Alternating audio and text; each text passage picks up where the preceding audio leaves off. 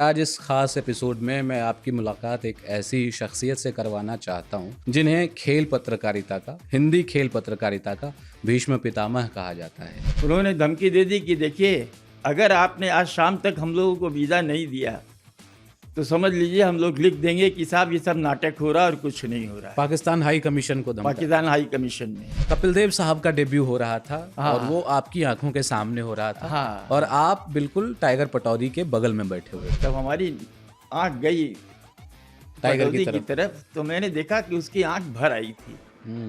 Over खत्म हुआ तब उसने हमारा हाथ पकड़ा। टाइगर ने कहा कि एक मैच चल रहा था, ओडीआई मैच इंडिया और पाकिस्तान के बीच, लेकिन वो मैच अचानक रोक देना पड़ा। इसके पीछे की वजह क्या थी? करीब 20-22 बार जब हमने मिलाया तब एक आदमी ने टेलीफोन उठाया और केवल इतना कहा कि इंदिरा गांधी को गोली मार दी गई है, 20 गोली धंस गई है, और लाइन काट दी। हम तो शक हो गए, मतलब ये क्या हो गया। और वहाँ हम लोग नज़रबंद किए गए थे। अच्छा, माइंड कर, नज़रबंद किए गए थे। पाकिस्तान में पहली बार जब पाकिस्तान की टीम जीती थी, आप थे शायद, वहाँ पे छुट्टियों की घोषणा हो गई थी। हाँ, वो कहानी क्या है? ये तुरंत नमूदार हुए जियाउल हक साहब। अच्छा, पाकिस्तान के तानाशाह। हाँ हाँ। उन्होंने कहा कि भारत को जो हमने जंग में हराया है और उसके एवज में कल जो है पूरे पाकिस्तान में पब्लिक हॉलीडे। क्या बात। इमरान खान ने कुछ बीच बचाव किया था आगे चल कर 89 में, है ना, जिसमें सचिन तेंदुलकर। लेकिन हुआ क्या था, कभी रवि शास्त्री से पूछोगे या गावस्कर से भी पूछोगे तो बताएंगे कि कम से कम 12 डिसीजन जो थे हमारे जो थे वो गलत दिए गए थे। और उसके बावजूद जो है पंजाब द पुत्र मोहिंदर अमरनाथ को किसी ने आउट नहीं दिया, क्योंकि उसके पिताजी जो लाला अमरनाथ, लाला जी जो थे वो स्टेट गेस्ट थे। मैंने सुना उस दौरे पर श्रीकांत के ऊपर हमला भी हुआ था। जबरदस्त, वहाँ दंगा हो गया और पब्लिक अंदर घुस आई मैदान में और श्रीकांत की शर्ट जो है फाड़ दी गई। दुनिया में सबसे महान कप्तान कौन है? मैं बेझिझक कहूँगा इमरान खान से बढ़ के कोई कप्तान नहीं है। Balla Bol. Hello and welcome to the OG cricket podcast Balla Bol. दोस्तों, मेरा नाम है कुमार केशव और आज इस खास एपिसोड में मैं आपकी मुलाकात एक ऐसी शख्सियत से करवाना चाहता हूं जिन्हें खेल पत्रकारिता का, हिंदी खेल पत्रकारिता का भीष्म पितामह कहा जाता है। और वो इसलिए क्योंकि जब अपन बच्चे हुआ करते थे, बचपन में हमें अखबार का इंतज़ार होता था। किसी एक पत्रकार के लिए अखबार की संगति बहुत ज़रूरी होती है, लेकिन तब अपन पत्रकार नहीं थे और तब भी अखबार की संगत हमारी शुरू हो गई थी। लेकिन अखबार का इंतज़ार होता था और उसमें सबसे ज़्यादा इंतज़ार होता था खेल वाले पन्ने का। और खेल वाला पन्ना अखबार में कैसे जुड़ा, उसके पीछे की भी अपनी कहानी है और इसका श्रेय जाता है जिन व्यक्ति को, वो आज हमारे साथ बल्ला बोल में उपस्थित हैं। पद्मपति शर्मा सर, आपका बहुत बहुत स्वागत है। नमस्कार, आभार कि आपने हमें इस कार्यक्रम के लिए याद किया, इसका मैं आभारी हूँ। आपका ये बल्ला बोल मैं देखता हूँ जी, और बहुत अच्छा लगता है। और सबसे बड़ी बात ये है कि ये 2 जगह आता है, रेडियो पे भी आता है, तो इसकी जो पॉपुलैरिटी है वो औरों से ज़्यादा होनी चाहिए जी। क्योंकि जो आपने रेडियो आज तक शुरू किया है, इस पर वीडियोस भी आते हैं, यूट्यूब पर भी आप देख सकते हैं, टीवी पर भी देख सकते हैं, और आप बिल्कुल खास बैंड पर जो है सुन भी सकते हैं। तरह तरह के जो ऐप्स आजकल आए हुए हैं ना, स्पॉटिफाई हो गए, एप्पल पॉडकास्ट हो गए, जियो सावन, जहाँ पे आप म्यूजिक सुनते हैं वहाँ पे पॉडकास्ट के भी ऑप्शंस होते हैं जी। वहाँ भी ये आता है और वहाँ भी लोग इसे बहुत चाव से सुनते हैं, तो इसीलिए बहुत जल्दी हिट हो गया आपका। तो शुक्रिया सर। और सर का बहुत बड़ा तजर्बा रहा है, लंबा अनुभव रहा है खेल पत्रकारिता में, खास करके क्रिकेट के प्रति भी काफ़ी इनका झुकाव और लगाव रहा है।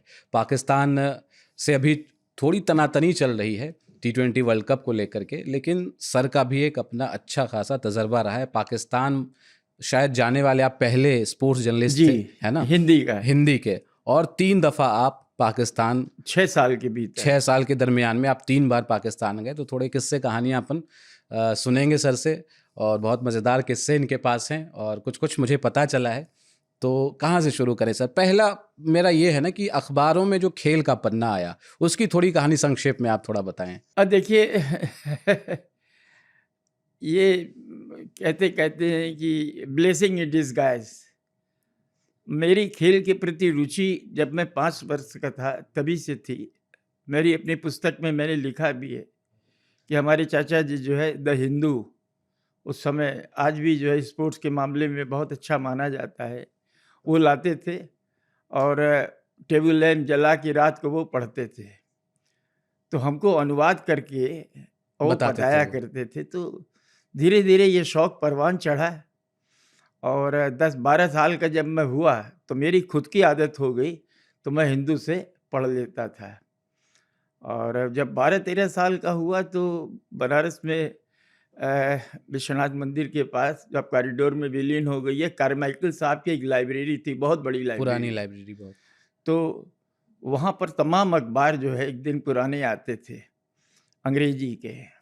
तो सच्चाई ये है कि मेरी पत्रकारिता जो हुई है, वो उसके प्रति रुझान जो हमारा हुआ है, वो अंग्रेजी अखबार पढ़ के ही हुआ है। इसलिए राइटिंग में भी हमारी वो चीज़ें थी जो कि हिंदी में लैग करती थी। तो मेरा छोटा भाई आज दुनिया में नहीं है, राधेश्याम शर्मा प्रोफ़ेसर था, इतिहासकार था।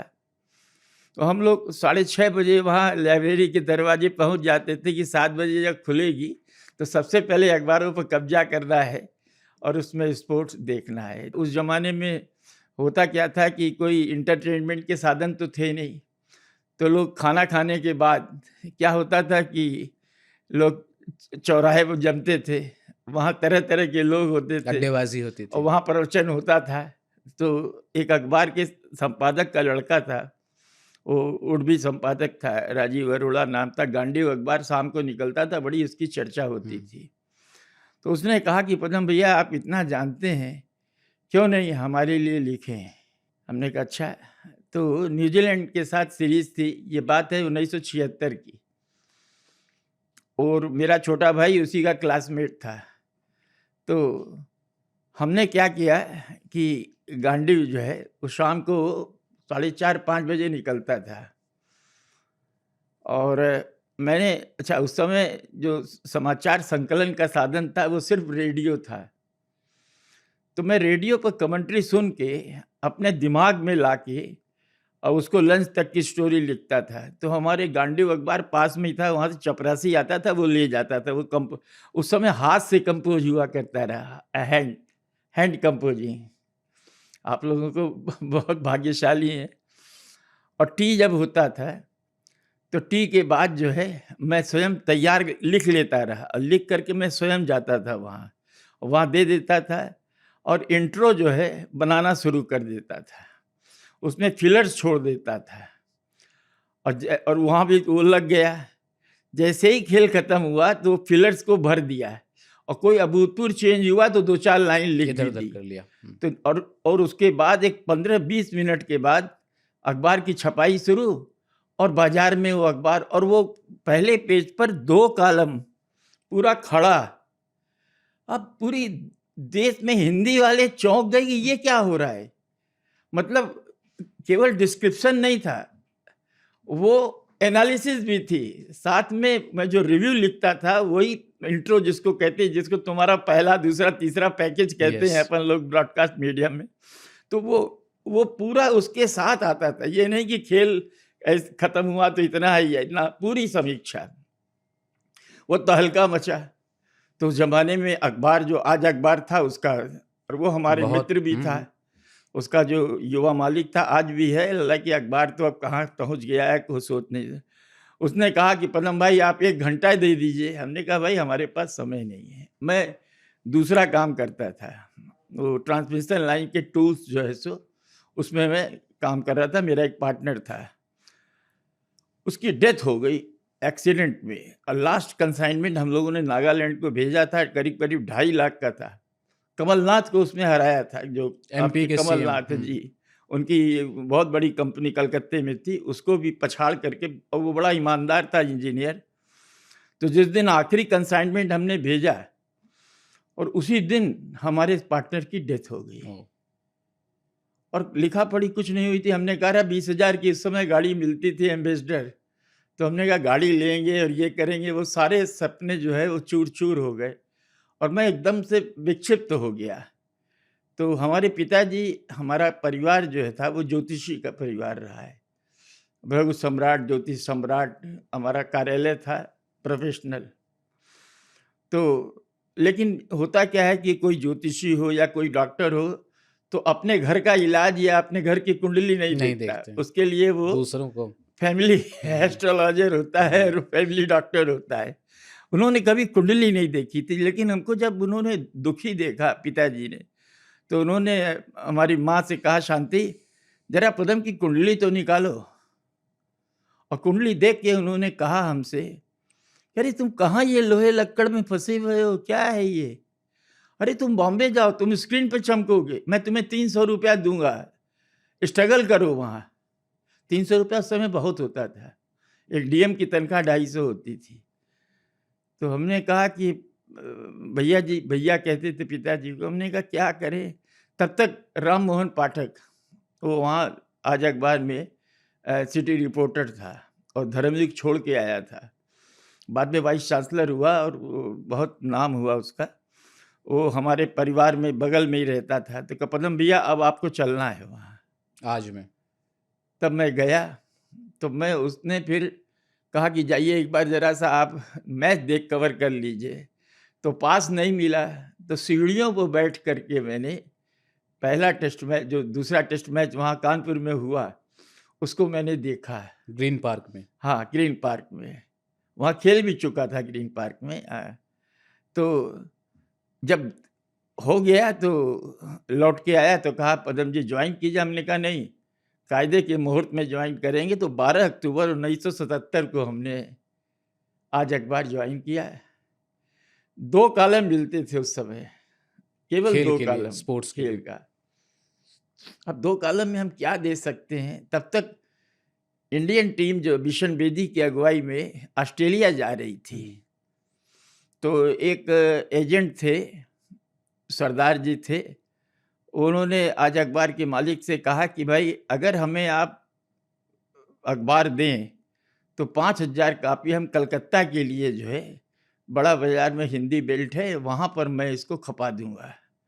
तो मालिक ने हमको बुलाया, शार्दुल विक्रम गुप्त ने, कि पदम जी क्या आप ऑस्ट्रेलिया का मैच दे सकते हैं?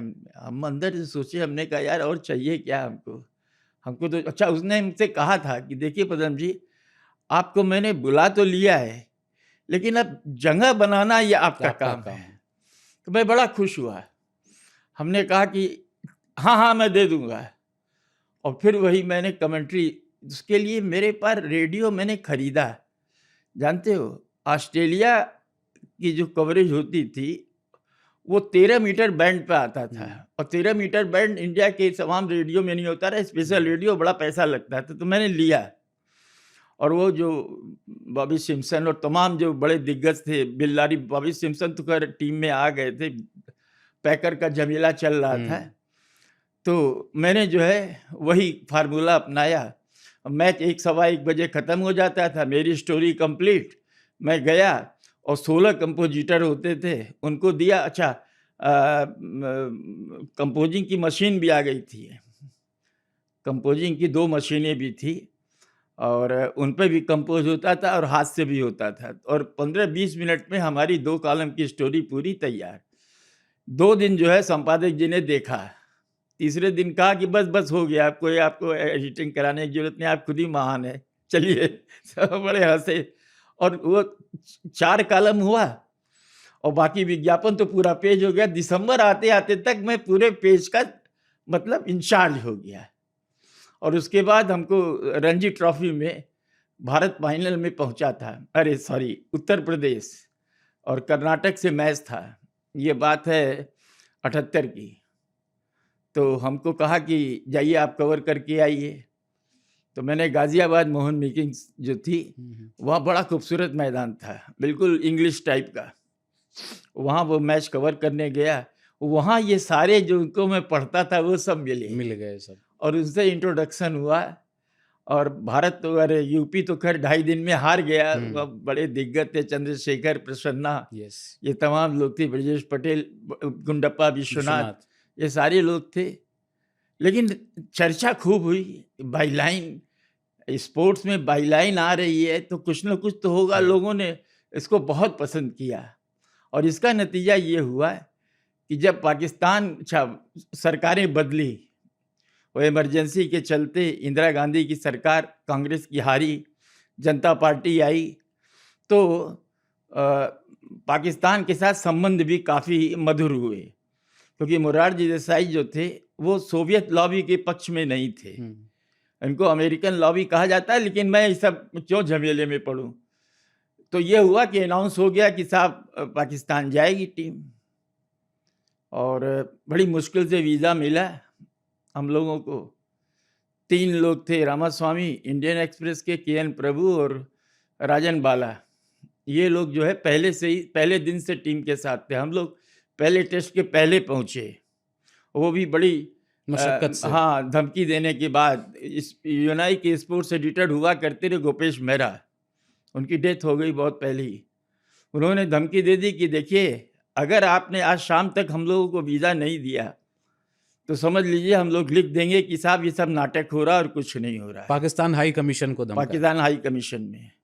और वो जो प्रेस अटैची था वो बिल्कुल जिन्ना का जो है तो भक्त। बिल्कुल उसी को गेटअप पहने रहता रहा, ऐसे लगता रहा जैसे कि जिन्ना बैठा हो, और बड़ा बदतमीज भी था। पटौदी थे, तो पटौदी हमारे बगल में बैठे थे। मेरा परिचय नहीं हुआ था पटौदी से, लेकिन हम लोग साथ गए थे। तो उन्होंने, लाला अमरनाथ थे, तो उन्होंने कहा कि ये लाला अमरनाथ हैं, टेस्ट प्लेयर हैं। तो कहता क्या है, कौन सा खेल खेलते रहे टेस्ट?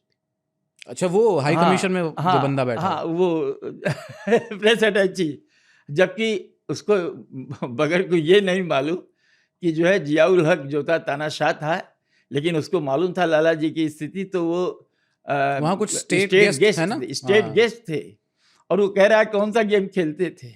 तो बड़ी शर्मिंदगी हुई। खैर उसने कहा हमने भेज दिया है और आपका आएगा तब होगा। खैर 2 दिन पहले आया और हम पहुँचे। तो जब हम जाने लगे तो हमारे संपादक जी थे विद्या भास्कर जी, बड़े मूर्धन्य विद्वान।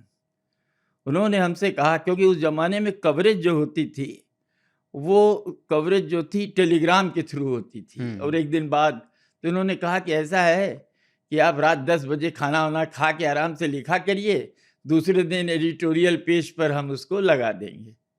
तो ठीक है। अब मैं तो 15 दिन से जो है रोमन में लिख रहा था, प्रैक्टिस कर रहे थे। प्रैक्टिस कर रहा था, क्योंकि उस जमाने में हिंदी रिपोर्ट को रोमन में लिख रहे थे। रोमन में। स्क्रिप्ट सिर्फ क्यों रोमन थी। जानते हो?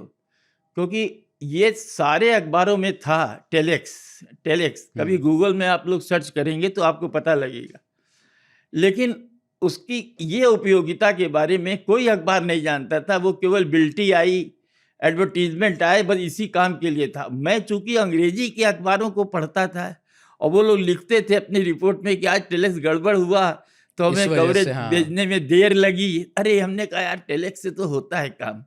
फिर मैंने पता लगाया तो मालूम पड़ा कि हाँ, तो मैं लग रहा था। तो जब पहुंचा वहाँ, 15 अक्टूबर था या 14-15 अक्टूबर था। कर्टन रेजर मैंने लिखा, और करीब 3:30 बजे शाम को कर्टन रेजर हमारा पहुंच गया पूर्वावलोकन। तो जनरल मैनेजर के कमरे में जा, जब भजी चला तो आवाज़ होती थी बड़ी, मैकेनिकल टाइप था, इतना बड़ा जैसे टेलीप्रिंटर होता है वैसे ही होता है। उसमें फ़ोन रहता रहा, तो जहाँ आपको करना है वहाँ फ़ोन अगर है मिलाया आपने तो सीधे वो लाइन पकड़ लेगा। और उसके बाद एक स्पूल बनता था, उस स्पूल में पहले से रिकॉर्ड कर लिए जाते थे। उसको जो लिखा है वो उसी में रिकॉर्ड हो जाता था, और उसको चला दिया जाता था, और घड़घड़ चलता था वो, और वो वहाँ पहुँच जाता रहा। अगर कोई गड़बड़ी है तो वहाँ से आ जाता रहा कि फिर से भेजिए, ये लाइन भेजिए, तो फिर से आपने भेज दिया। तो 3:30 बजे जब लगा कि पद्मपति शर्मा फ्रॉम फैसलाबाद में पहला टेस्ट हुआ, तो उसको लायलपुर कहते थे पहले। बहुत बड़ी मंडी थी, और टेक्सटाइल का मैनचेस्टर कहा जाता था उससे, पाकिस्तान का। अब तो खैर वो ख़त्म ही हो गया, वहाँ सब टेक्सटाइल मिल बंद हो गई। जनरल मैनेजर घबरा गया, उसने तुरंत लिया, जैसे ही पन्ना फाड़ा और गया अपने स्वामी के पास, मैनेजर शार्दुल के पिताजी। भैया जी क्या हुआ? कहा भैया जी पदम की रिपोर्ट आ गई। वह अरे ये का बाबा। उन्होंने 100 रुपया निकाल के दिया, और बड़े गणेश जी का मंदिर है पास में अखबार के, और वहाँ गया, लड्डू का भोग लगा, उस समय 2.5 रुपये किलो जो है लड्डू बेसन मिलते का लड्डू मिलता था। तो उन्होंने लड्डू दिए और वो पूरे स्टाफ को बटा। और जब पहली स्टोरी हमारी जब आई अखबार में तो लिखा कि पद्मपति शर्मा विशेष संवाददाता फैसला। फैसलाबाद से, हाँ। और ब्रैकेट में आज की विशेष टेलेक्स सेवा द्वारा। क्या बात है, जबकि टेलेक्स तो गवर्नमेंट का था भैया, लेकिन उन्होंने उत्साह में लिखा। वो लिखा और यहाँ से यात्रा शुरू हुई। और पाकिस्तान की फिर दौरा किया मैंने, और वहाँ पर एटीट्यूड जो देखा हमने। उस पे आएंगे सर। पाकिस्तान का दौरा था, आपने टाइगर पटौदी का जिक्र किया। मुझे पता चला कपिल देव साहब का डेब्यू हो रहा था हाँ। और वो आपकी आंखों के सामने हो रहा था। हाँ। और आप बिल्कुल टाइगर पटौदी के बगल में बैठे हुए बगल थे। वो अल्फाबेट था उस समय। देखो हाई कमीशन में हम लोग गए थे, लेकिन हमारा उनका कोई परिचय नहीं, और बड़ा रिजर्व रहता रहा। नवाब था, थे, यस। नवाब था और भारतीय कप्तान था। और हमारी किताब में भी 2 कप्तान हैं जो बेस्ट, अगर पूछोगे तो बता देंगे। एक बार सर की एक- किताब का जिक्र करते हैं तो ये अंतहीन यात्रा, खेल, पत्रकारिता और मैं, ये किताब सर की है। और आप लोग पढ़िए, इसमें बहुत सारे किस्से हैं। सर को मैंने रोका, सॉरी। ये शकील भाई इशारा कर रहे हैं, थोड़ा ऊपर कर लूँ, अभी शायद आ गया होगा, है ना, फ्रेम में आ रहा होगा सही। वहाँ क्या हुआ, अल्फाबेट पटौदी पदम, तो हम लोग अगल बगल बैठे। और कपिल ने जब पहला ओवर किया, तो जब पहली दूसरी गेंद करी, तब हमारी आंख गई टाइगर पटौदी की की तरफ, तो मैंने देखा कि उसकी आंख भर आई थी। ओवर खत्म हुआ तब उसने हमारा हाथ पकड़ा। टाइगर ने कहा कि काश हमको यह मिला होता तो शायद हमारी जो भारतीय टीम है उसका परिणाम, उसको कायाकल्प बहुत पहले हो गया होता। मैंने मुस्तकबिल जिसका कोई और होता, ये नहीं। हमको तो ये मिले ही नहीं। हमको तो बाल घिसने वाले, उस समय घिसना अलाउ हाँ था। हाँ, पुराना करना है गेंद को और उसके बाद तो स्पिनर्स घास आएंगे। पे जो है, हाँ, एक गवास्कर ने गवास्कर नई गेंद से बॉलिंग कर, गोली हाँ। जय सीमा, यस। एक तो विकेट कीपर बुद्धि कुंदरन थे, 2 विकेट कीपर खेले तो बुद्धि कुंदरन भी वो फेंकते थे। तो ये लोग फॉर्मेलिटी, उसके बाद तुरंत स्पिनर आ जाते थे। और उसने कहा कि देखो 3 स्लिप लगी है, गली लगी है, कवर लगा है। और ये सब देन जो थी पटौदी की ही थी। पटौदी के पहले टीम प्रोफेशनल नहीं थी। मेरी किताब में इसीलिए बेस्ट कप्तान के रूप में मैं मानता हूं कि उसने टीम को एक प्रोफेशनल अप्रोच दिया, फील्डिंग तय की। शॉर्ट लेग का राजा कहा गया एकनाथ सोलकर को। उसने क्या कैचेज लिए हैं। कई बार तो मुझे लगा कि जैसे ही कैच है ही नहीं, बल्ले से निकली है गेंद और मुश्किल से 1 फुट भी गई होगी और वो कैच बना देता रहा। और कई बार उसको चोट भी लगी, लेकिन बाल बड़े बड़े थे, आज वो दुनिया में नहीं है। तो ये सारा उसने ये किया था, टीम को एक नया रूप दिया था। इसलिए हमारी किताब में वो बहुत ऊपर है उसका स्थान। तो फिर हमारा उसका परिचय हुआ। उसने कहा कहाँ के हो? हमने कहा बनारस। बोला बनारस के कौन सा अखबार? हमने कहा व्हाट आज? हमने कहा नहीं, टुडे। बोला अच्छा अच्छा। उसके बाद फिर वो हमारी रिपोर्ट देखता था, तो हिंदी तो नहीं आती, अंग्रेजी व रोमन था, तो बड़ा खुश होता था और बहुत खुश होता था। और उसने कहा भी कि ये रेसिप्रोकल बेसिस पर पदम मैं चाहूँगा। उस समय वो उनका भी डेब्यू था एज ए जर्नलिस्ट। अच्छा। स्पोर्ट्स वर्ल्ड कलकत्ता आनंद बाजार का पब्लिकेशन था, वो वीकली थी अंग्रेजी की। Sports star Hindu publication Chennai से, मद्रास से आती थी और ये कलकत्ता में छपती थी। और इसको एसोसिएट एडिटर जो थे वो एंडी ओब्रायन थे। ये तुम्हारा जो डेरिक ओब्रायन है, इसका भाई। हाँ। तो कपिल देव वाले पे आते हैं सर, थोड़ा सा कपिल देव वाले पे। हाँ, टाइगर पटौदी तो थोड़ा देख करके चौंक गए। दूसरा ओवर जब हुआ, बहुत बड़ी घटना है ये। दूसरा ओवर जब हुआ तो सादिक मोहम्मद और माजिद ये ओपन कर रहे थे। सादिक के कान के बगल से गेंद सीटी बजाती हुई निकली। तो सादिक जो है बल्ला रख करके गया वाशरूम के पेवेलियन में, तो कहा कि ये क्या हो रहा है, अभी मैच शुरू हुआ है, अभी वॉशरूम की क्या ज़रूरत है इसको। और वहाँ से ये निकला तो एक हेलमेट जो था उस ज़माने का कंटोपा टाइप का, इतना बड़ा बड़ा, सा, हाँ, जैसे अंतरिक्ष यात्रियों के लिए होता है, उस टाइप का कंटोपा था। पहन के अब वो और वो क्रीज पे। दिन था कि इस सब कॉन्टिनेंट में हेलमेट वाज इंट्रोड्यूस्ड ओह, कपिल देव की वजह से। कपिल देव की वजह से। और ये सादिक जो इसको, क्योंकि सादिक काउंटी खेलते थे इनको पता था। तो वहाँ वो जानते थे, वो पहन के खेलते थे। यहाँ तो कभी कोई जरूरत जानता ही नहीं नहीं। है। और देखो क्या होता था उस जमाने में, न कोई हेलमेट होता था, न थाई गार्ड, ये guard arm arm guard. Guard होता था। थाई गार्ड भी बहुत कम होता था, बस खाली एब्डोमिनल और पैड और ग्लव्स यही पहन के खेलते थे। और तूफानी गेंदबाज, आज वो तूफानी गेंदबाज कहाँ रह गए। बिल्कुल। तो वो पहन के आके खेलना शुरू किया। विश्वास करो, तीसरी गेंद जो थी उसके टेम्पल से टकराई, ओह, एकदम सीधे आकर लग गई। बिल्कुल यहाँ, और वो गिर गया नीचे। लेकिन हेलमेट था, बच तो गया। हेलमेट ने उसकी रक्षा की। हमको याद आ गया कि नारीमन कॉन्ट्रैक्टर। जहांगीर कंट्रैक्टर, वो कप्तान थे वेस्ट इंडीज में, और उनकी भी चार्ली ग्रिफिथ की गेंद पर या गिलक्रिस्ट की गेंद पर वो उनको टेम्पल में लगी, और मरते मरते बचे थे। उनकी चांदी की फिर वो खोपड़ी चांदी की लगी, और वहाँ वेस्ट इंडीज के खिलाड़ी ब्लड देने गए थे। तो वो याद आ गई घटना। लेकिन देखो कि उस हेलमेट ने उनकी जान बचा दी, और यहाँ से वो क्रिकेट शुरू होती है। बिल्कुल। एक किस्सा है, आप पाकिस्तान में थे, 1984 का वो साल था।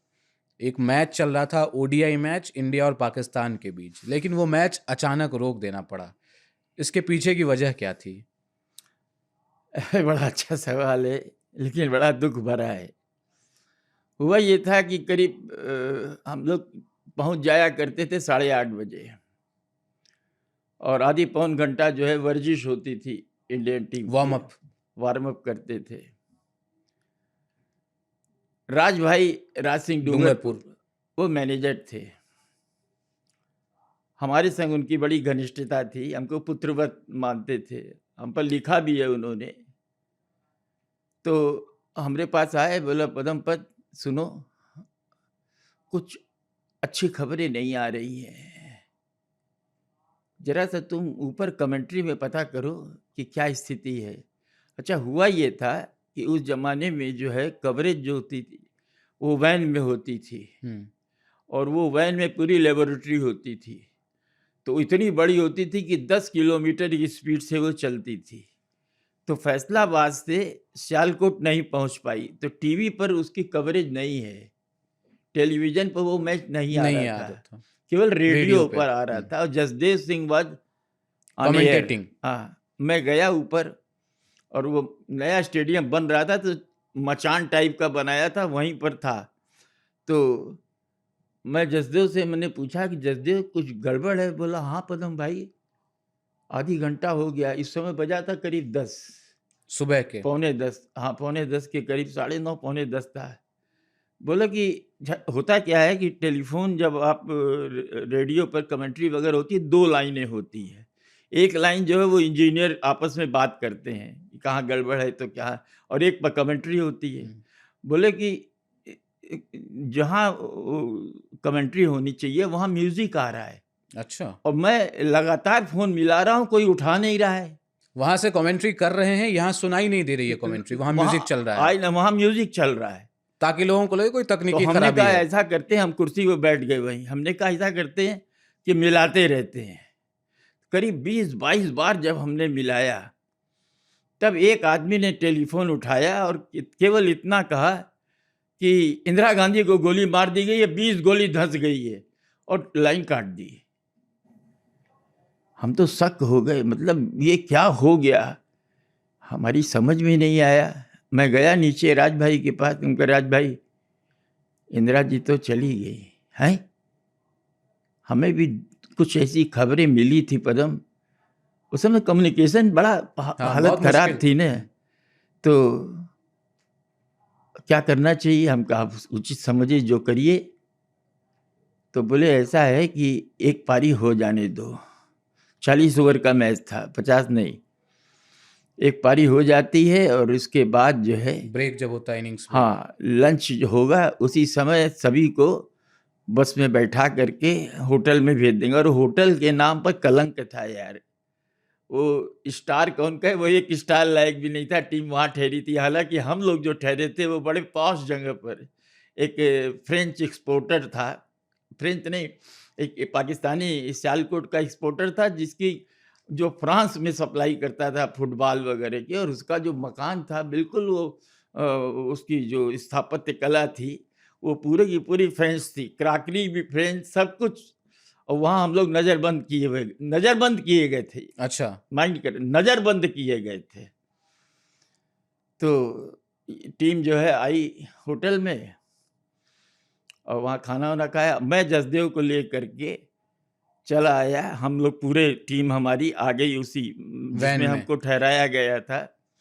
वहाँ हम लोग खाना खा रहे थे, तब तक जो है बीबीसी ने सबसे अनाउंस पहले किया ब्रेक किया कि न्यूज़। श्रीमती इंदिरा गांधी नो मोर, और ऐसे ऐसे उनको जो है उनके अंगरक्षकों ने गोली गोली मार मारी दी। है। अब राज भाई को फ़ोन किया गया तो मालूम पड़ा कि वो होटल में अवेलेबल नहीं है। मैं गाड़ी लेके गया, मैंने कहा राज भाई क्या कर रहे हैं? बोला पूनम ऐसा है कि मैच को तो हम लोग यहीं से रद्द कर दिए हैं, पब्लिक को मालूम नहीं पड़ा। लेकिन पब्लिक को कहीं न कहीं कुछ सुनगुन हो गई थी। वो लोग जसदेव पर बड़े व्यंग कर रहे थे। बड़ा मतलब विचित्र माहौल था। थोड़ा-सा लगा वहाँ कि के लोकल दर्शक जो थे हाँ, वो। कि कोई मतलब सामान्य जो है स्थिति नहीं है, ऐसा हम लोगों को भी लगा। वो तो जब हम लोग आए लौट करके तो ये हुआ कि अब सीधे यहाँ से निकल चलो लाहौर। तो टीम आगे-आगे बस और उसके पीछे हमारी गाड़ी 16 सीटर, और उस पे हम लोग गए। जसदेव को हमने बैठा लिया था, सामान-वामान उसका आ गया था हमारे पास। जब हम लोग लाहौर की सीमा पे पहुँच रहे थे तो 6 बजा। शाम। वहीं देवकीनंदन पांडे की एक भर्राई आवाज़ आती है, बहुत बड़े रेडियो अनाउंसर थे। रेडियो अनाउंसर थे वो। वहाँ उसने जब बताया हम लोगों को तो हम लोग आए। अच्छा, हुआ क्या कि जैसे ही ये खबर लीक हो गई तो वहाँ के लोगों के मिजाज असुर बदल गए। हम लोग जैसे इंटरकॉन में ठहरते थे, इंटरकॉन्टिनेंटल में, तो 150% का जो है डिस्काउंट मिलता था। तो हमने चेकिंग किया, अमियों के साथ वो आनंद बाज़ार का था, बंगला कवर कर रहा था, तो हम और वो दोनों चेक इन किए। तब मालूम पड़ा कि साहब टैरिफ तो ये है। तब वो वायुसेना प्रमुख थे, एयर मार्शल रिटायर्ड, और बड़े भले आदमी थे, पीसीबी के चेयरमैन थे, बहुत भले थे। उन्होंने किताब भी लिखी और उसमें सच्चाई उगली है कि भारत किस तरह से हर युद्ध में जीता है, जबकि वहाँ ये बताया जाता रहा कि अमृतसर जंग में हराया है पाकिस्तान ने भारत को। उनसे जब हम लोगों ने कहा कि भाई ये क्या हो रहा है, तो उन्होंने जनरल मैनेजर से बात की और कहा कि नहीं, इनका जो डिस्काउंट है वो वैसे ही वैसे रहेगा। और हम लोग थे, उसके बाद फिर इंटरकॉन्टिनेंटल में शाम को 6 साढ़े 6 बजे राज भाई आए और उन्होंने अनाउंस किया कि साहब दौरा ही रद्द ये है। दौरा रद्द हो गया है, अब कल सब लोग वापस। जो है अपने वापस हो जाएंगे। किशोर भिमानी को बड़ा बेइज्जत किया गया है एयरपोर्ट पे, स्टेट्समैन के थे एडिटर, बहुत बेइज्जत किया। और हमने फिर हाई कमिश्नर से बात की, भारत के शर्मा जी थे, उनसे कहा कि भाई साहब अब तो मेरी हवाई टिकट सब कैंसिल हो गए, तो फ्लाइट भी कैंसिल हो गई है, तो मैं तो वाघा बॉर्डर से निकलूँगा। तो बोला मैं आपको गाड़ी भेज दूँगा। उन्होंने अपनी गाड़ी जो थी एम्बेसी से और एक अपना आदमी भेजा जो तो हमको राह का लगा, लेकिन उसने डिस्क्लोज नहीं किया, वो एक कर्मचारी के रूप में था। अब धुरंधर। वाघा बॉर्डर हमने क्रॉस किया तो उसने हमें जो पैसे थे हमारे पास पाकिस्तानी मुद्रा, वो उसने जो है बदला बदली की हम्म। और इशारा हमको लगा कि ये आदमी हम्म। मामूली कर्मचारी नहीं है, हम्म। ये कुछ और है। खैर हम्म। कोई दिक्कत नहीं हुई। मैं अमृतसर में आया तो एयरपोर्ट पहुंचा तो मालूम पड़ा कि साहब कोई फ्लाइट नहीं है, जब होगी तब आपको हम होटल में अनाउंस बता बता देंगे देंगे, तब तक बता आप यहीं देंगे रुकिए। हाँ, बता देंगे। तो वहाँ पर पंजाब टूरिज़्म का होटल था, उसी में मैं ठहरा, तो अकेला यात्री था मैं, और मेरे संग एक नेपाल का व्यापारी आया था। उस ज़माने में देखो, आश्चर्य करोगे कि भारत और पाकिस्तान के बीच जो अनुबंध था, वो ये था कि आप जिस शहर में जाएँगे, केवल उस शहर का वीज़ा वीज़ा आपको आपको चाहिए। मिलेगा, पूरे देश का नहीं। लेकिन नेपाल के लिए वीज़ा की ज़रूरत नहीं नहीं थी। थी, आप बिना वीज़ा जा सकते हैं। तो वो व्यापारी था, टेंडर भरने आया था, वो था और मैं था। नेक्स्ट डे जो है वहाँ पर अंत्येष्टि हुई, तो मैंने टीवी में लाया था जेवीसी का एक 3 in 1, हुँ, और रेडियो भी था उसमें टेप भी था, और एक छोटा-सा स्क्रीन भी था। टीवी था, हुँ, मॉनिटर, उसको बड़ा कर लो तो थोड़ा इतना बड़ा हो जाता था। उसी पर हम लोगों ने जो है उनकी श्रीमती गांधी की अंत्येष्टि अंत्येष्टि देखी। देखी। नेक्स्ट डे जो है अब था पूरा बंद, तब मैंने डीएम को फ़ोन किया कि भाई ऐसी-ऐसी स्थिति है, बोला मैं गाड़ी भेज रहा हूँ। उन्होंने गाड़ी भेजी, और एक पैरामिलिट्री फ़ोर्स के थे, सरदार जी थे, वो बेचारे अंगरक्षक थे हमारे, वो आगे सीट पर बैठे, पीछे मैं और वो व्यापारी। विश्वास करो कि अमृतसर से चंडीगढ़ के रास्ते में न कोई एक गाड़ी आती दिखी है, न जाती दिखी। सुनसान। केवल हमारी गाड़ी थी, और सब बंद था, और लोग बड़े हैरत से देख रहे थे हमारी गाड़ियाँ कौन गुजरते। जा रहा है? अब मैं जब चंडीगढ़ एयरपोर्ट पहुँचा, तो वहाँ मालूम पड़ा कि साहब 27 दिन तक कोई फ्लाइट नहीं है। उनके ऑफिस में गया तो पूरे जो है लोग, भरा हुआ था हाल। जो फँस 25 गए थे आदमी का हाल पैसेंजर्स। था, वहाँ कम से कम 150 लोग थे। तब मैंने फिर वहाँ डीएम को फ़ोन किया, चंडीगढ़ के। उन्होंने कहा आज ट्रेन चलेगी कालका मेल, हमने बोल दिया है, आपका रिजर्वेशन फर्स्ट क्लास में हो गया दिल्ली है। आप आ गए। हाँ, और वहाँ से फिर मैं चला, और तुम बता रहे हैं तुमको कि पूरे रास्ते भर हुँ, प्लेटफ़ार्म पे सन्नाटा, जहाँ कहीं खाने को भी नहीं मिला। दिल्ली में हमको एक परिवार चढ़ा था, वो हनीमून पे आया हुआ था बनारस का, वो हमारे डब्बे में था।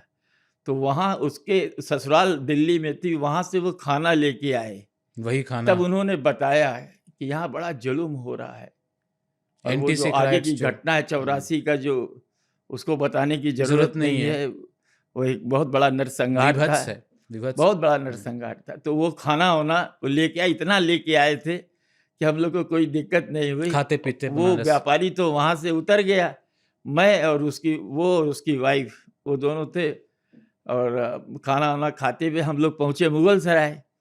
तो वहाँ जो आजकल दीनदयाल नगर हो गया हुँ, उसका नाम, तो वहाँ से गाड़ी बनारस नहीं जाती थी, वही मुगल सराय फिर जाती वहाँ से थी। चेंज करके।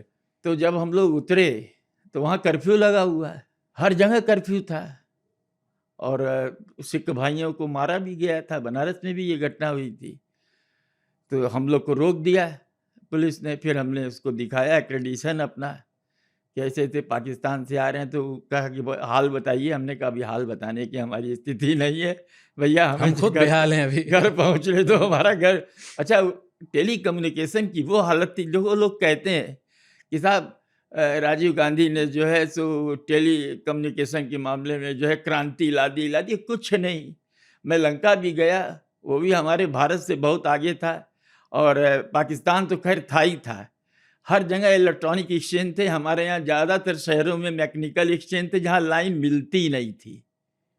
कुछ मेट्रो सिटी छोड़ दीजिए तो कहीं भी कुछ नहीं था, बहुत पीछे थे हम लोग। ये उसमें सच्चाई है, रीजन कड़वी सच्चाई रीजन है। ये भी है ना कि पाकिस्तान एक छोटा मुल्क था, भारत एक बहुत बड़ा मुल्क है, उस हिसाब से आप नहीं, कंपेयर लेकिन करें। असल में पाकिस्तान उधार पे जीता था ना। ये भी है। हर चीज़ जो थी उसको मिल जाती थी। हुँ, हमारे यहाँ अपने बल पे करना है, बिल्कुल। और मुद्रा को रोका हुआ था हमारे हुँ, यहाँ। तो ओपन नहीं थे हम, मार्केट वो हमारा तो ओपन नहीं था। 91-92 में हुँ, वैश्विकरण जब हुआ है, उसके बाद चीज़ें आसान हुई। नरसिम्हा राव लाए, तब जाके किसी देश की स्थिति बदली है। तो घर वाले बहुत परेशान, चिंतित कि क्या हुआ। अच्छा, अखबार में जो है मैं भेज रहा हूँ टेलेक्स, तो वहाँ कोई जवाब नहीं है। वहाँ कोई जवाब नहीं है। स्टोरी तो चली गई पहले दिन की, लेकिन उसके बाद वह टेलेक्स भी बंद, क्योंकि कानपुर में भी भयंकर कर्फ्यू कम्युनिकेशन लगा ही नहीं हुआ है, था। हाँ। तो जब मैं घर पहुंचा तब जाकर हमारे परिवार वालों ने राहत की सांस ली। ये कहानी थी। वैसे मैंने सुना है पाकिस्तान में पहली बार जब पाकिस्तान की टीम जीती थी, आप थे शायद, वहाँ पे छुट्टियों की घोषणा हो गई थी। हाँ, वो कहानी क्या है? ये अब आप सोचिए कि 1978 की बात है, दिवाली का दूसरा दिन था, लाहौर में दूसरा टेस्ट मैच खेला जा रहा था।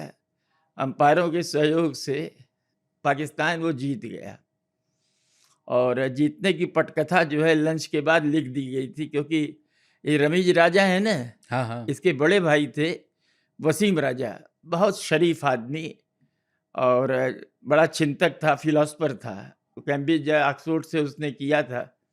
वो अच्छा, उस ज़माने में हम लोग की हैसियत ये थी कि हम लोग लंच वंच जो है ड्रेसिंग रूम में ही करते थे। आज तो 100 मीटर दूर भी नहीं जाने देंगे। सेम होटल में नहीं रुकने तो देते। हम खाना खा रहे थे अंदर ड्रेसिंग रूम में, तो वो आया वसीम, तो बोला कि ए पंडित, टंगड़ी बचाना। हमने कहा बे, टंगड़ी तो हम तो मुर्गा खाते नहीं, हम तो वेजिटेरियन है। अरे बोला तुम नहीं समझे होगे, सब समझ गए, यानी अंपायर बेल देगा आपको। LBW के लिए कह रहे थे, टांग बचा के और खेलो। वहाँ जो है पहले चेतन शर्मा को आउट दिया, चेतन चौहान को आउट दिया गया, और उसी के अगले ओवर में गावस्कर ने क्या हुआ, जब चेतन चौहान को आउट दिया तो अपने ग्लव्स उठा के फेंक दिए, थूका।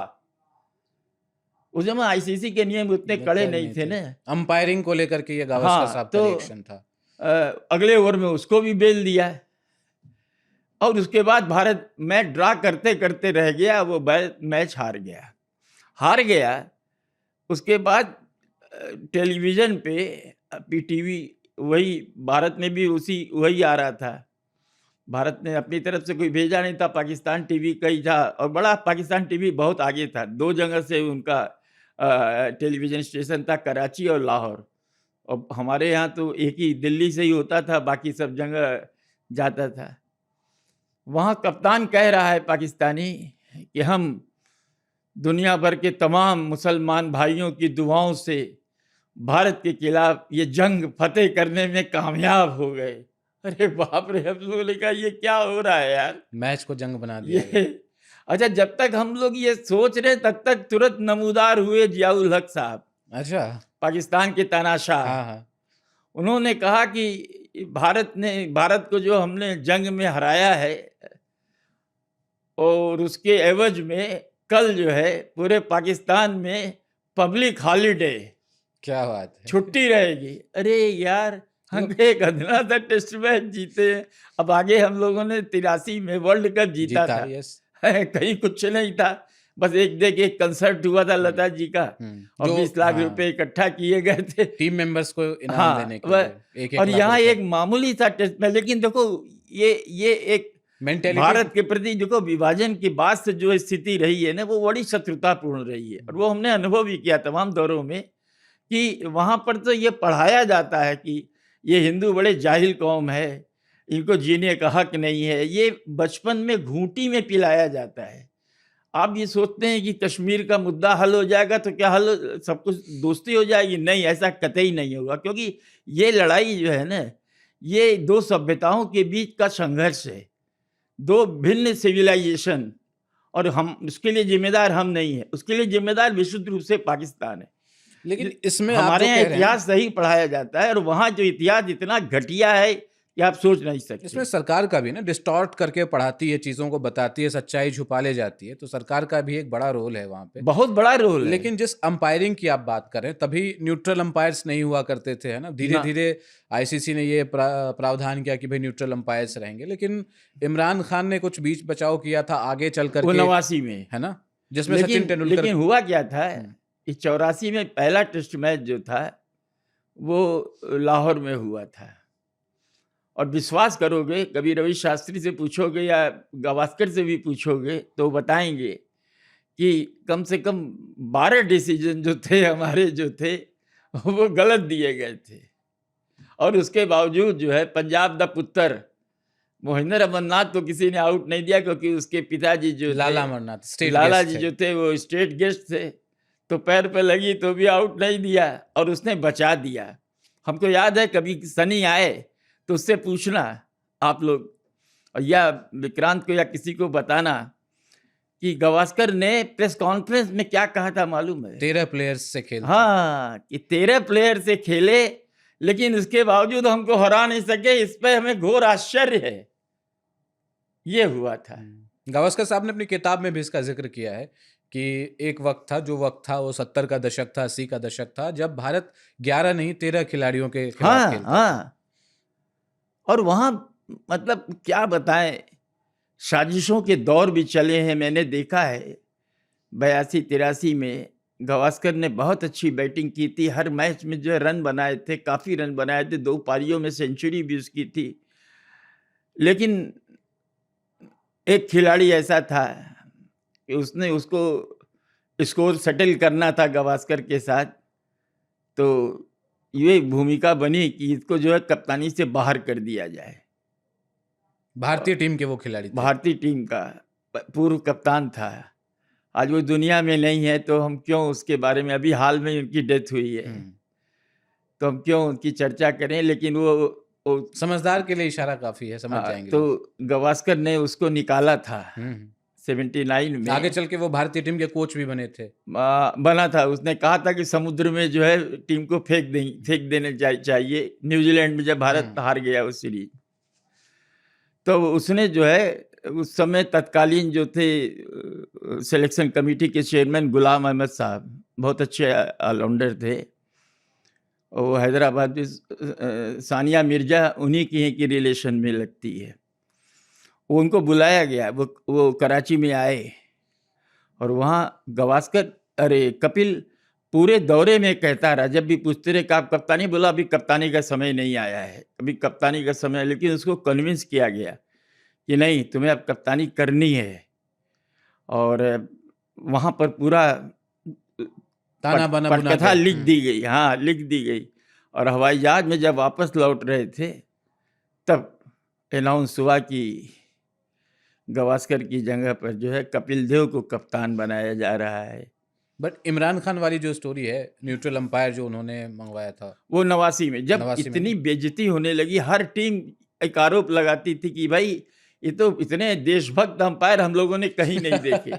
तो तब एक बात बता दें, अगर हमसे आप पूछो कि आपकी नज़र में दुनिया में सबसे महान कप्तान कौन है, तो मैं बेझिझक कहूँगा इमरान खान से बढ़ के कोई कप्तान नहीं है। इमरान खान की मौजूदगी जो होती थी मैदान में, वही टीम में जो सो एक अजीब सा जो है जोश और वो सब जुनून। हाँ, वो एक माने टीम एक बदली हुई टीम होती थी। लग रहा जैसे कि अच्छा, वो बड़ा चालू था, करिश्माई ने, बड़ा चतुर था। 5 ओवर 4 ओवर विकेट भी ले लिया, 4 ओवर के बाद बाहर आ जाता था। तो टीम ऐसा बुझी बुझी सी लगती थी, लेकिन जैसे वो अंदर जाता रहा टीम चार्ज हो जाती थी। ये उसकी खासियत थी और उसकी कप्तानी की खासियत थी। तो मेरी किताब में बेस्ट कप्तान वही है। माइक रियली वगैरह, जो हावर्स वगैरह, ये लोग कप्तानी के बल पर ही खेले हैं, रन नहीं बनाए, लेकिन एक ऑलराउंडर के रूप में डेवलप हुआ और एक बतौर एक महान कप्तान, चतुर कप्तान जिसको कहना चाहिए, वो इमरान खान था। तो इमरान ने जो है कहा कि नहीं, इस इमेज को भी बदलना पड़ेगा। हाँ, अब हम जो है सो उसके बाद फिर आईसीसी ने जो नियम बना दिया कि टेस्ट मैच में दोनों रहेंगे और वनडे में एक लोकल रहेगा और एक जो है न्यूट्रल रहेगा। तो ये नतीजा ये हुआ कि वहां जो है सो वो सीरीज ड्रा करके लौटा। श्रीकांत कप्तान थे। मैंने सुना उस दौरे पर श्रीकांत के ऊपर हमला भी हुआ था। जबरदस्त, कराची की बात है, और 30 रन पे मैं समझता हूँ 3 या 4 विकेट, और बड़े बड़े विकेट निकल गए थे पाकिस्तान। वहाँ दंगा हो गया था, वहाँ दंगा हो गया और पब्लिक अंदर घुस आई मैदान में और श्रीकांत की शर्ट जो है फाड़ दी गई और वो मैच जो है रद्द कर दिया गया। और हमको याद आया 83 में मैं मिलने गया होटल में दिलीप वेंगसरकर के पास। तो दिलीप उस समय जो है भारत जो है हार के वर्ज पे था कि दूसरे दिन केवल फॉर्मेलिटी है, भारत हार जाएगा। वर्ल्ड कप के बाद की घटना है कि जिसमें वो लाइट की टीम आई थी यहाँ सीरीज खेलने, वनडे और क्लीन टेस्ट मैच। स्वीप।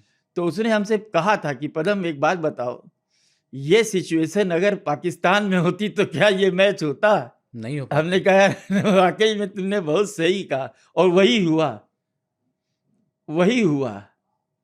ये बात उसने हमसे कही थी 81-82 में। बॉब विलिस की टीम आई थी, इंग्लैंड खेल रहा था वहां पर कानपुर में। तो उस समय रेस्ट वहाँ उस जमाने में रेस्ट डे होता था ना, 3 दिन बाद। तब उसने हमसे होटल के कमरे में दिलीप ने ये कहा था कि पदम ये हो, और वही हमें समझ में आया कि 89 में यही हुआ कि हार के वर्ज पर जब पहुंचने लगा कि अब ये हार जाएगा, तब इतना दंगा हुआ कि वो मैच को रद्द करना पड़ा। लेकिन टेस्ट मैच जो था उसमें वो सीरीज बचा के लाया, और ये पहली बार ऐसा हुआ 78 के बाद कि भारत जो है बिना हारे वहां से लौटा है। सर ने बहुत शानदार केसेस सुनाए इनके पास, कपिल देव साहब के, सचिन तेंदुलकर के, सुनील गावस्कर के, बहुत सारे किस्से हैं। मुझे याद आता है पिछले साल मतलब 2025 में जब चैंपियंस ट्रॉफी चल रही थी, तो पाकिस्तान उसका होस्ट नेशन था। हालांकि इंडिया के मैचेस दुबई में थे, तो विक्रांत और निखिल सर दोनों गए हुए थे वहाँ पे। तो वहाँ से लौट के आए तो मेरी उनसे बातचीत हुई, तो बताया उन्होंने कि पाकिस्तान के जो बच्चे हैं, पाकिस्तान के जो क्रिकेट फैंस हैं, वो विराट कोहली को, रोहित शर्मा को सेलिब्रेट करते हैं, अपना आइडल मानते हैं कि ये बहुत तगड़े खिलाड़ी हैं। क्योंकि आप 70 के दशक में जाते रहे और गावस्कर साहब हुए, बाद में कपिल देव भी हुए, सचिन तेंदुलकर भी हुए, तो ऐसा देखा क्या पाकिस्तान में यही क्रेज इन खिलाड़ियों का भी कभी रहा हो? सचिन के बड़े प्रशंसक थे, दो राय नहीं है वहाँ पर, लेकिन विराट कोहली के प्रशंसकों का जवाब नहीं है। लेकिन हाँ, एक बात और बताऊं कि विराट कोहली का पोस्टर जो है, एक लड़का जो एक यंग लड़का था, वो छत पर लहराने लगा तो उसको गिरफ्तार कर लिया गया था पाकिस्तान में। चाहने वाले तो बहुत थे, सहवाग को चाहने वाले थे। ऐसा नहीं है, विराट कोहली है, रोहित शर्मा है। देखिए, जो सही मायने में क्रिकेट लवर हैं, वो तो उनके लिए देश मायने नहीं रखता, उनके लिए खिलाड़ी का प्रदर्शन मायने रखता। क्योंकि ये क्रिकेट ऐसा है जो कि इंटरटेन करता है, आपको मनोरंजन देता है। और वो कौन सबसे ज्यादा मनोरंजन देता है, अब तुम्हें मालूम होगा कि सहवाग था। अब वो सहवाग कब छक्का मार देगा कोई नहीं जानता। सौरभ गांगुली कप्तान है, उससे कह रहा है कि देख भाई, तेरी सेंचुरी पूरी होने जा रही है, तू जरा सा संभल के खेल, अब 94 पर पहुंच गया है। बोला हाँ हाँ हाँ हाँ, और उसने छक्का मार के सेंचुरी पूरी की। फिर डबल सेंचुरी होने लगी तो उसने कहा देख ऐसा ही हो रहा है। फिर उसने हाँ हाँ कहा, लेकिन मारा छक्का। फिर ट्रिपल सेंचुरी में भी वही काम किया। तो अब बताइए, ऐसा जो मनोरंजन देगा तो क्यों नहीं कोई पसंद करेगा। सहवाग से पूछा जाता है ना कि भाई आपकी एक फितरत रही कि आप पहली ही गेंद पे चौका मारने चले जाते थे, ऐसा क्यों? तो उन्होंने बोला उसके पहले कोई गेंद ही नहीं मिली। अरे भाई, वो बड़ा अच्छा गाना गाता था। हाँ, वो अपनी मस्ती वो में। तो उससे गाना सुनते भी थे, जो क्लोजिंग के फील्डर होते थे, यार सहवाग ये सुना दे, फरमाइशी फिल्म। क्योंकि वहाँ भारतीय फिल्मों की बड़ी धूम है, और भारतीय गायक। हालांकि ये बात अलग है कि लता जी को कभी भी जो है वहाँ बुलाया नहीं गया, लेकिन लता के फैन की संख्या माने असंख्य थी। ये है स्थिति। चैंपियन ट्रॉफी का जहां तक सवाल है ना, देखो, भारत और पाकिस्तान के रिश्ते जो थे वो ऊपर से सतही तौर पर कभी बड़े अच्छे हो जाते थे, और उसके पीछे शायद कारण हमारे इंडियन अप्रोच, हमारा जो भारत सरकार का नजरिया था, वो उसको ज्यादा जिम्मेदार माना जा सकता है। और अब आप देखो ना कि 2008 में जो है इतना बड़ा 26-11 हुआ, लेकिन उसके बाद भी 2012 में टीम आई और खेली, और उसको मोस्ट फेवरेबल नेशन का दर्जा भी दिया गया, मोस्ट फेवरेट नेशन का दर्जा भी दिया गया। लेकिन सरकार बदलने के बाद तस्वीर बदल गई, आप ये मान के चलो। और भारत के लिए सबसे प्रमुख बात थी कि उसकी सुरक्षा की गारंटी। देखो, 2008 या 2009 की बात है, पाकिस्तान ने कहा कि साहब हम राष्ट्राध्यक्षों वाली सुरक्षा देंगे, और श्रीलंकन टीम जब गई वहां पर अटैक हुआ था, तो बताइए, ऑटो रिक्शा पर आतंकवादी आए और मार लिए, और कितने लोग, क्या माने। कहा नहीं उसके जा सकता इसके बारे में, लेकिन सर अभी जो T20 वर्ल्ड कप को लेकर के माहौल है, पाकिस्तान हमने देखा एशिया कप में जो तमाशा चला भारत और पाकिस्तान के बीच, हमका देखो भारत और पाकिस्तान के बीच कोई राइवलरी जो नहीं है, मैच की राइवलरी नहीं नहीं है। है, ये ब्रॉडकास्टर जो है बना देते इसको हैं इतना हाँ इसका हवा बना देते हैं कि जो है सो हाँ साहब ये होगा 15 को, देखिए फलाना होने वाला। लेकिन देखो कुल मिला करके आज जो भारत के आगे जो एक टीम है, मैंने गावस्कर की क्लासिकल बैटिंग भी देखी है, टीम का क्लासिकल जो है अंदाज भी देखा है, और आज मैंने इसको क्या कहूँ मैं कि एक न्यूक्लियस इंडिया है हम्म, जिसमें कि शुभमन गिल जो है वो कप्तान है अगर, हम्म, तो अभिषेक, यशस्वी जायसवाल, तिलक वर्मा, श्रेयस अय्यर, क्या नाम से इसका, शिवम दुबे, शिवम दुबे, रिंकू सिंह, हार्दिक पांड्या, हार्दिक पांड्या। हार्दिक एक पर पांड्या एक तो है सब, पहले से था। एक पर एक तो सब है। ये जो है कि ये पहली गेंद पर 6 मारेंगे। ईशान किशन, ये 2 साल उसके बर्बाद कर दिए गए, हम्म, बीसीसीआई ने उसको 2 साल बर्बाद कर दिए। आज उसने दिखा दिया हम्म, कि वो क्या, अरे वो डबल सेंचुरी मारी थी उसने बिल्कुल वनडे बांग्लादेश में, के खिलाफ बांग्लादेश के सबसे खिलाफ। तेज डबल सेंचुरी। सोचो, और क्या बैटिंग करता है वो लड़का। भाई क्रिकेटिंग कारण नहीं था उसको बाहर बैठाने का, कुछ और एटीट्यूड बताया जा बस रहा था बस। कुछ। तो ये जो टीम आई है ये न्यूक्लियस इंडिया है, हम्म, और हमें उम्मीद है कि देखो T20 जो है ये एक तरह से जुआ है। एक प्रोडक्टिव ओवर मैच की तकदीर बदल सकता है, तो एक घातक ओवर मैच की तकदीर बदल सकता है। आप जीतते जीतते हार सकते हैं, कुछ आप मिनट हारते में हारते जीत सकते हैं। कुछ मिनट में बाजी तो पलट अगर सकती कुछ है। हो जाए तो बात अलग है, अदरवाइज आज की तारीख में इंडिया, अच्छा ये जितने बच्चे हैं ये बाजुओं से नहीं खेलते, भुजाओं की नहीं, शेयर टाइमिंग यस, ऐसे मारेंगे बिल्कुल कि एक मधुर संगीत उससे निकलता है। बल्ले के मध्य से अभिषेक जो है पहली गेंद पर 6 मारता है, या यशस्वी टीम से बाहर है, और अभी एक ताऊ आने वाला है वैभव सूर्यवंशी 14 साल का है, वो भी सचिन के बने। मुझे नहीं मालूम, सचिन तो अकेला है, खैर वो पृथ्वी शाह था, उससे भी हम लोगों ने उम्मीद की थी, लेकिन वो विनोद कांबली की रास्ते चल पड़ा। तो आज ये स्थिति है कि इतनी जबरदस्त टीम है कि अगर 2 भारतीय टीम भी बन जाए तो उनको भी कोई हरा नहीं सकता। बिल्कुल, मैं तो 3 कह रहा हूँ, 2 कम कह रहे हैं आप, 3 टीम बन सकती है। बहुत बहुत शुक्रिया सर, हमारे पास थोड़ा सा समय की पाबंदी है, सीमा है, बात करने में आपसे बहुत आनंद आ रहा था, आपके पास बहुत सारे किस्से हैं। उम्मीद ये मैं करूँगा कि आगे ज़रूर आपसे मुलाकात होगी, फिर से हम बैठेंगे, फिर से किस्सों का जो पिटारा है वो खुलेगा। आपने अपना बहुत कीमती समय हमें दिया, इसके लिए आपका बहुत बहुत अच्छा लगा, और आपकी जानकारी पे भी अच्छा लगा कि आपने बहुत अच्छा होमवर्क किया है, और जो सवाल आपने पूछे वो बड़े माकूल सवाल थे। आज की तारीख में जो है दर्शक जो है और क्या श्रोता दोनों ही इस तरह के जो है वो सुनना भी चाहते हैं, इस विषयों पर सुनना चाहते हैं। एक 3 जनरेशन बीत चुकी है, मैंने जो आपको बताया बिल्कुल 1978 की, तो वो बूढ़ी हो चुकी है उस जमाने की जनरेशन जो है, उसके बाद की जनरेशन को पता भी नहीं कि क्या स्थिति हुई है। तो हमको भी बहुत अच्छा लगा, और इसके लिए मैं स्वयं आभारी हूँ। शुक्रिया सर। तो हम यही उम्मीद करेंगे, इसी उम्मीद के साथ इस पॉडकास्ट को समाप्त करेंगे कि भारतीय टीम अपनी पूरे दमखम से खेलेगी और T20 वर्ल्ड कप का जो टाइटल है उसको डिफेंड करेगी। निश्चित रूप से अगर भारतीय टीम मान लीजिए ये वर्ल्ड कप दोहरा नहीं पाएगी, अभी 2 साल पहले ही रोहित शर्मा की अगुवाई में जीता था, तो ये बहुत बड़ा उलटफेर होगा। बिल्कुल, और क्रिकेट चमत्कारों का खेल है, तो कोई चमत्कार हो जाए तो कोई बड़ी बात नहीं, लेकिन याद रखना चमत्कार रोज रोज नहीं होते हैं। जो बीता है वही इतिहास होता है। सही बात है। इसी नोट पे आपसे उम्मीद करूंगा ये कि आप इस वीडियो को लाइक करेंगे, इस पॉडकास्ट को उतना ही प्यार देंगे जितना आप लगातार देते रहे हैं। और जो लोग ऑडियो में सिर्फ सुन रहे हैं उनको बता दें, स्पॉटिफाई पे, जियो सावन पे, एप्पल पॉडकास्ट पे और आज तक के ऐप पर भी आप हमें सुन सकते हैं, बल्ला बोल को सुन सकते हैं। इस वीडियो को यूट्यूब पर अगर आप देख रहे हैं या सुन रहे हैं तो लाइक ज़रूर करिएगा, हाइप का बटन दबाइएगा और कॉमेंट सेक्शन में अपनी राय भी ज़रूर व्यक्त करिएगा। कैसी लगी आपको ये बातचीत? आपको कुछ किस्सा याद आया हो हमारी बातचीत से तो वो भी वहाँ ज़रूर लिख भेजिएगा। फिलहाल अपना बहुत ख्याल रखिए, देखते रहिए, सुनते रहिए बल्ला बोल। नमस्कार।